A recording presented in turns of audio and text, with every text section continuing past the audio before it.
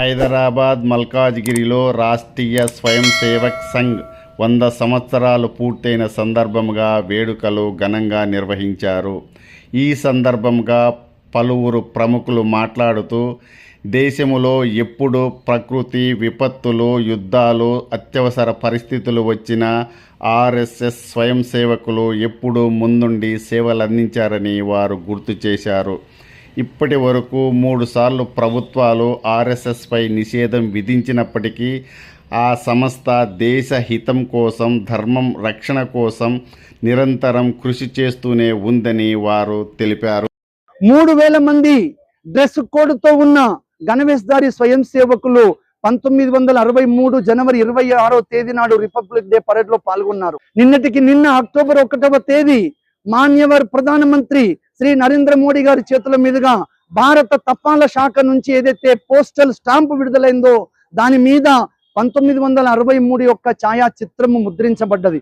విదేశాలలో హిందువులు, భారతీయులు ఎక్కడెక్కడ ఉన్నారో 75 దేశాలకు పైగా హిందూ స్వయం సేవక్ సంఘ్తో మన భారతదేశము కోసము వాళ్ళలో కూడా దేశభక్తి, నేషన్ ఫస్ట్ అనే భావన నిర్మాణం చేయడానికి విదేశాల్లో కూడా సంఘము ప్రయత్నము చేస్తూ ఉన్నది. కాబట్టి ఈ రోజు 100 సంవత్సరాల తర్వాత సంఘము యావత్తు భారత సమాజాన్ని కోరుకుంటుంది.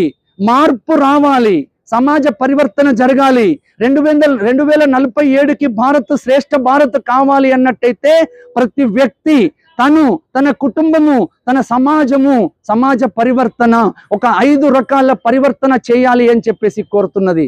దాంట్లో కుటుంబ వ్యవస్థ, ఉత్తమమైన జీవన విలువల నిర్మాణము, రెండవది స్వ ఆధారిత జీవనము, స్వదేశీ భావన, స్వదేశీ వస్తు వినిమయము, మూడవది పర్యావరణాన్ని పరిరక్షించాలి, నాలుగవది ఈ రాజ్యాంగం ఏర్పరచుకున్న విధులు ఏవైతే ఉన్నాయో హక్కులతో పాటు బాధ్యతలు కూడా ఉండాలి, ఐదవది అతి ముఖ్యమైనది ఈ దేశంలో ఉన్న ప్రతి పౌరుడు కూడా సమానంగా జీవించే హక్కు ఉన్నది.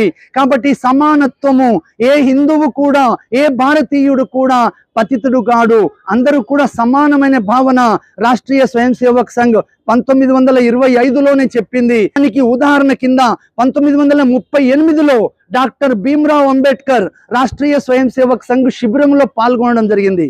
ఆ శిబిరం లోపల మధ్యాహ్నము భోజన సమయంలో అక్కడికి వచ్చిన స్వయం సేవకులందరూ కూడా వివిధ ప్రాంతాలు, వివిధ కులాలు ఉన్నప్పటికీ ఒకరితో కలిసి కూర్చొని భోజనము చేయడము డాక్టర్ భీమ్రావ్ అంబేద్కర్ని కన్నీళ్ల పర్యంతం చేసింది. అదే